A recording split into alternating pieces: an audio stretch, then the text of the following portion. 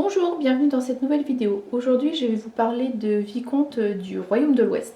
C'est un jeu de Shem Phillips qui fait partie d'une trilogie. Il y a Architecte du Royaume de l'Ouest, Paladin et donc Vicomte qui est la dernière boîte. Moi j'ai que celle-là, je l'ai acheté sur Ocaseo pour ne pas les nommer, voilà, c'était ce qui était disponible à côté de chez moi. Et puis le mode solo était particulièrement loué. Et c'est vrai que c'est un jeu qui a un mode... alors on peut y jouer en multijoueur jusqu'à 4, il n'y a pas de souci. Mais il y a un mode solo qui est vraiment très très bien fait avec un automa qui simule des actions un petit peu comme un joueur mais avec une petite adaptation. Et vraiment il est excellent. C'est un jeu qui est imposant. C'est pas un petit jeu pour jouer sur un coin de table, c'est pas un micro-jeu. Vous avez un plateau qui représente du coup votre royaume qui se met de façon un petit peu aléatoire. Vous avez des cartes avec des villageois que vous allez pouvoir recruter ou utiliser sur l'instant et puis mettre à la porte. Vous avez des manuscrits que vous allez pouvoir retranscrire et qui vont vous faire gagner des points. Vous avez ici, ça représente un château. Vous allez pouvoir envoyer des personnages au château et ils vont aussi vous rapporter des points. Voilà, vous allez pouvoir commercer pour gagner des ressources. Enfin, il y a plein de choses à faire, c'est vraiment un jeu extra. Il y a une règle du jeu qui est plutôt bien faite avec voilà, des illustrations, des exemples. Vous avez les dernières pages qui parlent justement de la mise en place du mode solo, parce qu'il y a un vrai mode solo qui est bien fait, et un petit récapitulatif des effets. Quand vous jouez en mode solo, je vais surtout vous parler du mode solo honnêtement. En mode multi, voilà, tout le monde se prend un petit plateau. En mode solo, vous allez jouer contre un automa et on peut y jouer à 4 et il y a 4 automas différents avec des façons de jouer différentes. Cet automa là, il va plutôt se cibler sur le château. Cet automa là, il va plutôt jouer sur les cartes, je ne vous ai pas encore expliqué mais je vous dirai ça après. Celui-là, il va plutôt essayer de construire des bâtiments, puisqu'on peut construire des bâtiments et gagner des points par cet intermédiaire-là. Et puis celui-là où j'ai fait mon installation, il va lui essayer d'acheter plein de manuscrits et gagner plein de points par cet intermédiaire-là. Donc nous, notre jeu, on va avoir des villageois de départ. Vous voyez qu'il y a des symboles sur les cartes qui vont représenter les différentes actions. Donc en gros, on peut soit commercer avec la bourse et en complétant avec des pièces, parce qu'on a des ressources qui à chaque fois complètent nos actions. Donc commercer, c'est sur la bordure extérieure, et puis en fonction de là où on est, là par exemple pour 2 bourses, je peux gagner une ressource or. Donc soit j'ai directement la carte qui est posée et qui me donne, puisqu'il y en a par exemple qui donne 2 ressources directement, mais je peux compléter avec des pièces. L'autre action qui est possible, c'est les manuscrits. Donc les manuscrits, ça va être avec le symbole de la croix qui sont sur les personnages, et je peux compléter avec des encriers que j'aurais acheté par exemple ici en ayant fait du commerce avant. Donc il faut vraiment anticiper ces stratégies et puis essayer d'avoir un petit peu 2 ou 3 coups d'avance pour progresser. Le symbole du marteau, ça va me servir pour construire des bâtiments. Donc bâtiments, je vais les construire sur la bordure extérieure. Et puis si j'ai pas assez de marteau, je peux avoir des pierres que j'aurais achetées à un autre moment. Dernière action, c'est les nobles, aller au château, donc mettre des bonhommes dans le château avec la fleur de lys et compléter par éventuellement de l'or si je n'ai pas assez de ça. Pour envoyer des gens au château, moi par exemple, dès que j'ai un symbole de fleur de lys, je peux envoyer un bonhomme. Tout est plus ou moins marqué sur ça, sur les cartes. Une fois qu'on a pris le pli de comprendre les symboles, voilà, on se retrouve très vite dans le système du jeu. Donc voilà, par exemple, si j'ai 3 symboles, je peux envoyer 2 bonhommes au château. Si j'en ai 5, je peux en avoir 3. Avoir 3 bonhommes au château, c'est intéressant parce que je vais mettre mes 3 bonhommes au niveau 1 et ils ne peuvent pas rester à 3. Donc il y en a un qui va monter et qui va gagner des ressources et 2 qui vont partir sur le côté. Si on est trop nombreux aussi à un endroit, si par exemple il y en a 2 à moi et 2 à mon adversaire, eh bien je vais pouvoir, quand j'arrive au château à ce moment-là et qu'on est 4, éjecter un de ces bonhommes. Par contre, il y aura quand même une petite compensation financière parce que c'est pas évident. Voilà, on a fait le tour des actions. Donc moi je joue avec des personnages, lui il va pas jouer avec des personnages, l'automa, il va jouer avec des cartes actions et puis il va jouer à chaque fois son action et il faudra que je suive le déroulé pour pouvoir jouer pour lui. On a 2 pions ici, un pion de corruption et un pion de vertu. Et en fonction des choses qu'on va faire, on va pouvoir avancer les pions dans un sens ou dans un autre. Et il y a un moment où ils vont peut-être se rencontrer, et ça va faire une collision. Et là, ça va provoquer une action qui est ici en fonction de là où je suis. Si je suis ici complètement, c'est-à-dire que j'ai pas du tout avancé ma corruption, mais beaucoup ma vertu, moi je vais gagner, quand je vais déclencher l'action, ce qui est au-dessus, donc 3 cartes rouges qui sont des actes de propriété, qui vont permettre de gagner des points, et mon adversaire, eh bien lui, il va avoir l'effet qui est en bas. Et puis je remets mes pions. Si je suis ici par contre au moment de ma collision, eh bien, je vais avoir une ressource, je vais gagner 2 cartes noires qui sont des dettes. Les dettes, c'est des points en moins si je ne les retourne pas. Par contre, si j'arrive à retourner la carte, ça me permettra de gagner une ressource et d'annuler cet inconvénient-là. Les cartes de propriété, c'est 1 point par défaut à la fin dans mon compte. Et sinon, si je les retourne, ça me permettra de gagner 3 points à la fin. Donc ce système-là, il est vraiment astucieux, je trouve. Le vicomte, je vous ai dit, il va se déplacer. Alors l'automa, il se déplace toujours sur la bordure extérieure. Mais moi, suivant où je suis, je vais aussi faire des actions différentes. Dans le sens où si je veux commercer, il faut que je sois sur la bordure extérieure. Et également, si je veux construire un bâtiment, il faut que je sois sur la bordure extérieure. Par contre, si je veux acheter des manuscrits ou envoyer des gens au château, il faut que je sois sur la bordure intérieure. Et puis, il faut que je suive les flèches. C'est-à-dire que par exemple, ici, si je suis ici, je n'ai pas le droit de remonter parce que je veux à tout prix acheter des encriers. Il faut que je suive les flèches. Ce qui va faire le nombre de déplacements, c'est la carte que je vais jouer. Donc là, par exemple, si j'ai envie de jouer le châtelain parce que je veux avoir un symbole de royauté, le déplacement, il est donné par le nombre indiqué dans la pièce de la carte que je viens de jouer. Donc là, par exemple, c'est 2. J'ai pas le droit de faire un déplacement si ma carte me dit que je dois faire 2 déplacements.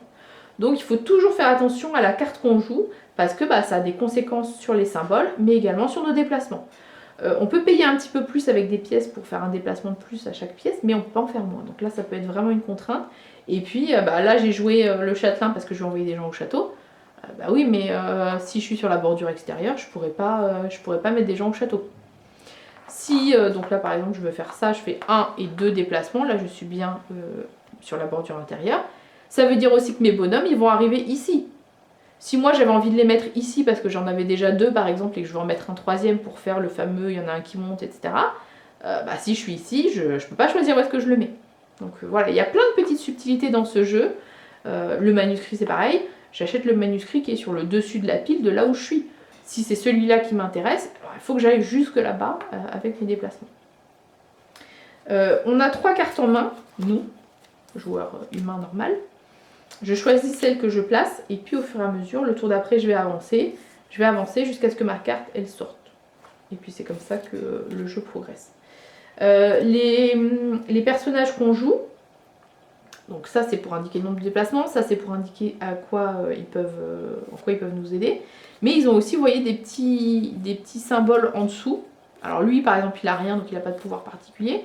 Elle, son pouvoir particulier, il y a un petit éclair, dès que je la pose, je vais gagner 2 pièces et puis ça va me permettre de défausser une carte, par exemple. Lui, c'est la prêteuse sur gage, il y a un X, ça veut dire qu'en fait son pouvoir ne sera pas actif tant qu'elle sera là, il sera actif au moment où elle va sortir. Et là, elle, son pouvoir, c'est de me permettre de retourner une carte. On va jouer également, en début de partie, on va faire une installation avec un héros qui va être dans notre main. Et puis ça, c'est aussi dans la mise en place, c'est ce qui va nous dire d'où on part. Au début, quand on fait la mise en place, si on joue à 2, on va prendre 2 héros. Alors on ne regarde pas évidemment qu'on associe avec 2 positions. Et là, je vais choisir, est-ce que je veux jouer avec Emma, mais ça veut dire que je vais être obligée de commencer à l'emplacement 5 avec 2 or, un encrier, 4 pièces, 2 pièces comme ça et une carte, ou je vais prendre Rodolphe, qui lui va me permettre soit d'avoir des ressources, soit de détruire des cartes, mais je vais commencer à l'emplacement 7, etc. Je choisis, mais je ne peux pas faire un croisement, je peux pas prendre Emma avec l'emplacement 7 et ce qui va avec, c'est un lot indistinct. Donc voilà. Dernière chose, on peut aussi recruter, enfin dernière chose, non, parce qu'il y en a tellement dans ce jeu, franchement, c'est hyper riche. On peut utiliser les cartes des villageois qui sont présents. Alors pareil, là où on est, hein, Si je suis ici, je ne peux utiliser que cette carte-là. Soit je peux l'utiliser au moment de faire mon action en payant son coût, donc 2. Ça va me donner 2 symboles, par exemple, de bourse pour faire des échanges complémentaires. Par contre, je l'ai utilisé, derrière elle est perdue la carte. Mais je peux aussi le recruter pour le mettre dans mon équipe. Là, je vais le mettre dans ma défausse. Et la prochaine fois où je mélangerai mes cartes, eh bien j'aurai ce personnage-là qui va pouvoir sortir et qui sera dans ma main maintenant, qui sera dans mon équipe. Il vous donne aussi des petites actions, là par exemple, si soit je l'utilise, soit je le recrute, il va permettre de faire avancer mon pion blanc de vertu. Donc voilà, il y a plein d'actions possibles. Je vous ai pas montré aussi celle-là, c'est la tête de mort. La tête de mort, c'est un joker. Par contre, ce sont des personnages un petit peu plus ambigus, on va dire, et qui souvent vous amènent des dettes ou potentiellement des petits inconvénients. Mais voilà, il y a toujours moyen de combiner les choses et de faire... C'est vraiment un jeu qui est intéressant dans le sens où il n'y a pas une stratégie, il y a plein de choses à faire et voilà, tout est complémentaire.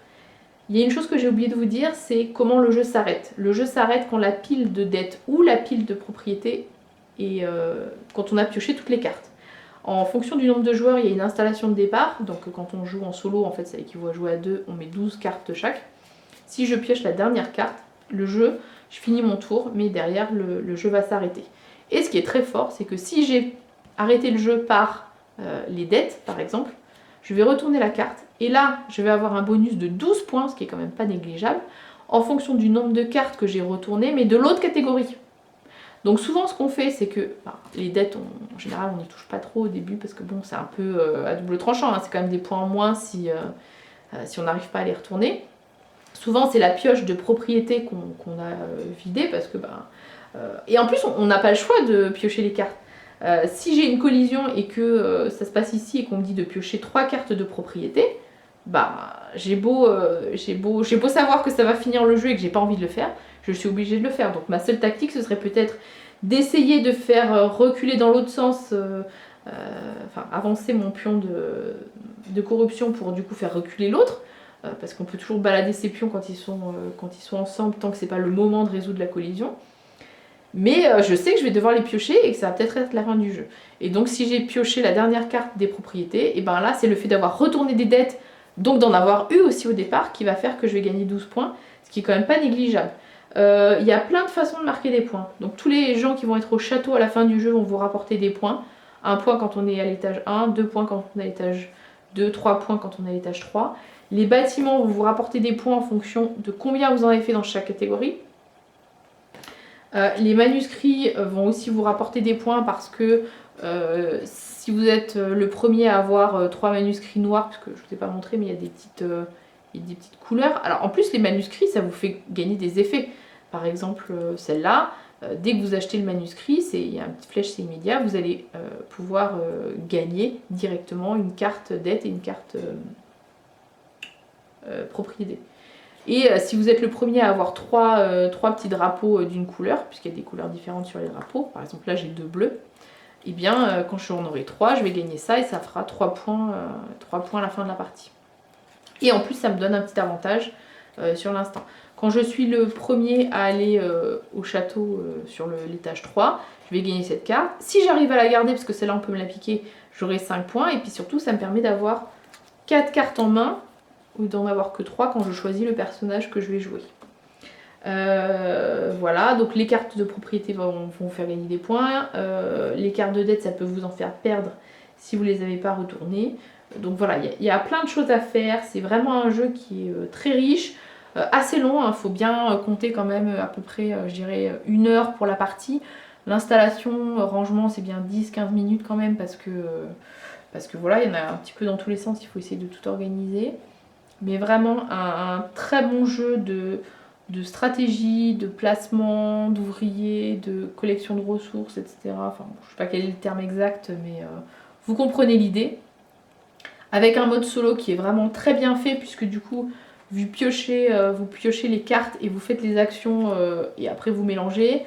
Il y a de la même façon que nous, on peut recruter des gens, lui ne peut pas le faire, mais par contre, il a des cartes un peu plus fortes qui va remettre progressivement, qui sont noires dans son jeu et qui vont faire que derrière il va avoir des actions plus puissantes.